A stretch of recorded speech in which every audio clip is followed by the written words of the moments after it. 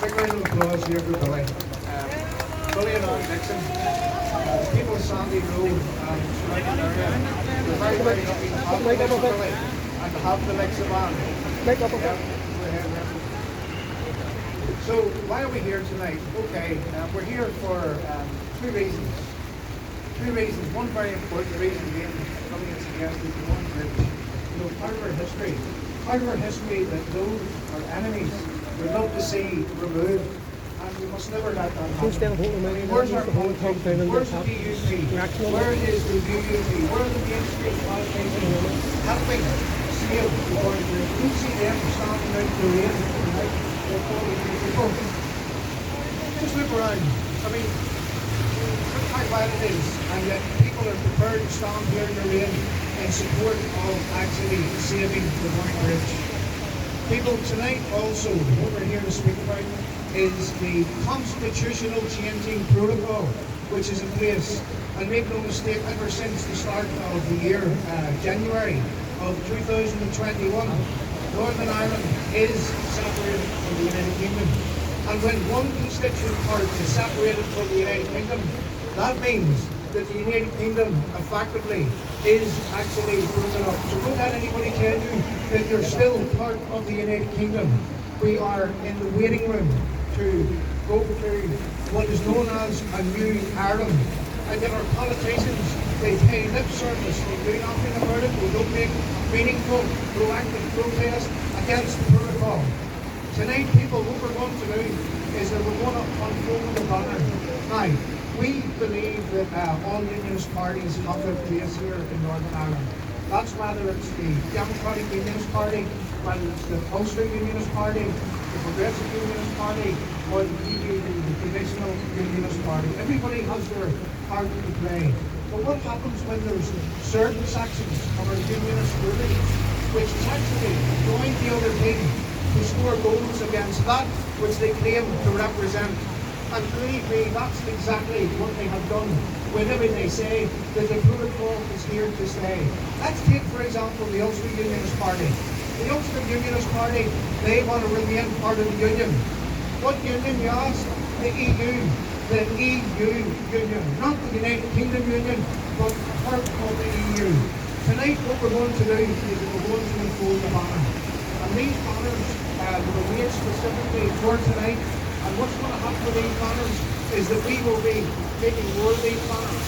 And these banners will be plastered around the country, purely to suggest to the politicians that they need to get up on their knees and they need to fight back in a meaningful, proactive way, and in a way that defends, protects and enhances British unionism here in Northern Ireland.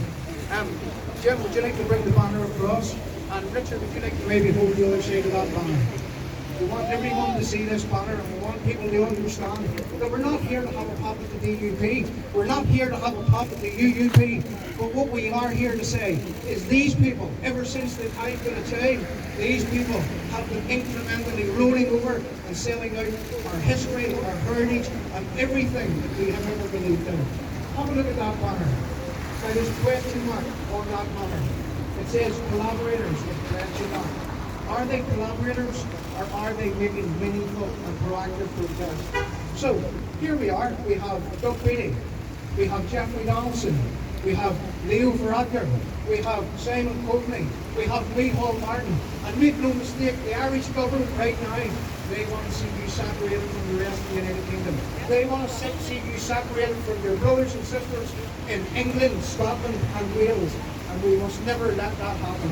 Have a look at those people, those three Irish politicians in the leadership of the Republican government right now. They are your enemies. They are our enemies. Make no mistake, when Jeffrey Donaldson runs to talk to Micheál Martin, he is collaborating with someone that wants to actually see the breakup of the United Kingdom, that wants to destroy the United Kingdom, that wants to see us in a new Ireland, and we must never let that happen. So what I would like to do is I would like to ask each and every one of you to come join behind us, join with us in Restore UK, and that's help us put our politicians behind the eight ball in a way that we shame them to get up off their knees and about a meaningful, proactive fight back against the protocol.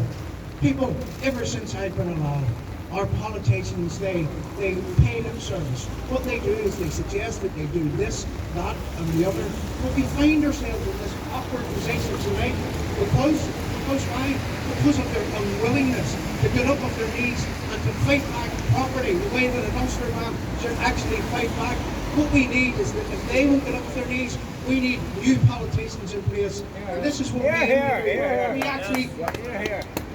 We actually aim to put these people behind the 8 ball. See tonight, whenever we finish here, people, there's a DUP office up the road here. And we're going to go and stand with that banner outside Christopher Stallford's office. And this isn't an attempt to, run down the DUP. This is an attempt to shame the DUP into standing up for everything that we hold so dear. Make no mistake, a new Ireland is on the horizon. And if we leave it to those politicians, Jeffrey Donaldson, if we leave it to Doug Beattie, what will happen is that we will end up in a new Ireland. And if we are treated like second-class citizens now, before we get there, if we are treated like, as if we don't matter, just remember, we voted in the Brexit referendum on the 23rd of June in 2016. We all voted in the Brexit referendum. 17.4 plus million people voted to leave the EU. We won the vote. We won the referendum, yet we haven't been afforded democracy in the same way that people in England, Scotland and Wales was afforded democracy.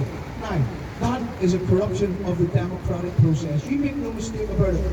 British Unionists here in Northern Ireland are being denied democracy.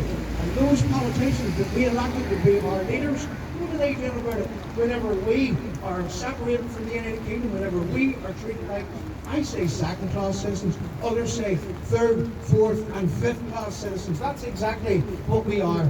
And are we going to take it anymore? Should we take it anymore? No! Well, I believe that should be the case. Now, let's break this down. Who is involved in this entire Brexit shenanigans? Who is involved when we look at the protocol, the constitutional changing protocol? Who's involved in this? We have Boris Johnson.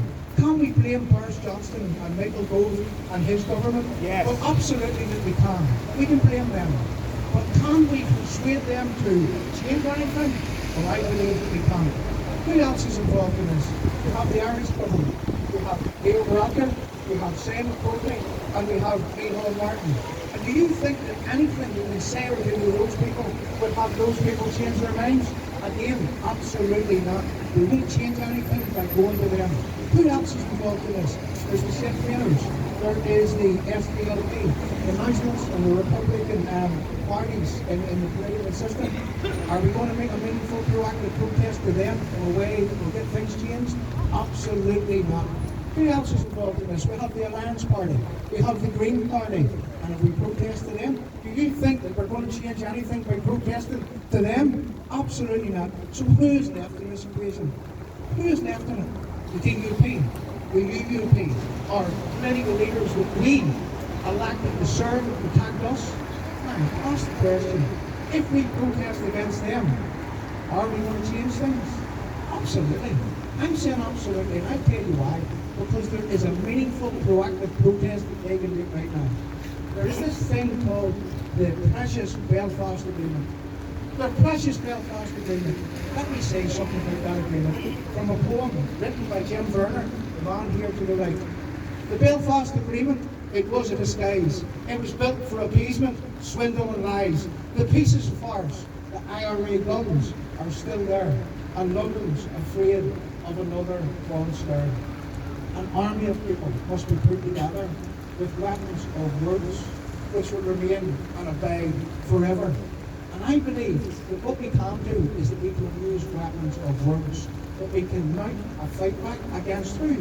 Against our own political leaders. And because of their unwillingness to actually do anything about this, we find ourselves in this unhappy situation. Now, how would they actually change things? They would change things by saying, whilst there are elected or being treated as second-class citizens, whilst our elected are effectively, whilst they're being denied democracy, whilst our elected are in that position, well, we can't be any part of a system that would be forcing our elected to be second-class citizens and to be discriminated against. I believe, people, that our politicians should walk away from the political institutions in the criminal gang headquarters just off the Upper New Large Road, which is Stormont. Why do I call that a criminal gang headquarters? Because it's occupied by criminals. Exactly. How many IRA people occupy positions in that Stormont government? And they use their privileged positions in order to derail our successes. Why would our politicians work with that? Why would they work with criminals in order to decimate Northern Ireland? They need to walk away, people, until such times as there is an even playing field, and until such times as Boris Johnson, as the Irish government, as the Sinn Féiners and everyone else realise that without Unionist support, there isn't a so-called peace process. I say a peace process, the reality is it's an appeasement process. We really need to change that. So we aim to try to change that through targeting our own DUP politicians, through putting them under pressure, through being at their heels for everything that they say, everything that they do, and exposing their waffle, exposing their lip service, exposing their inactions, their inability and their unwillingness to actually stand up for the British people of Northern Ireland. Thank you very much, people. I'm very happy with you. Our politicians don't get the protocol removed. We, the people, will get it removed. And we will come to the streets, and whatever it takes to get it removed, we do it. Not relying on politicians, we do it.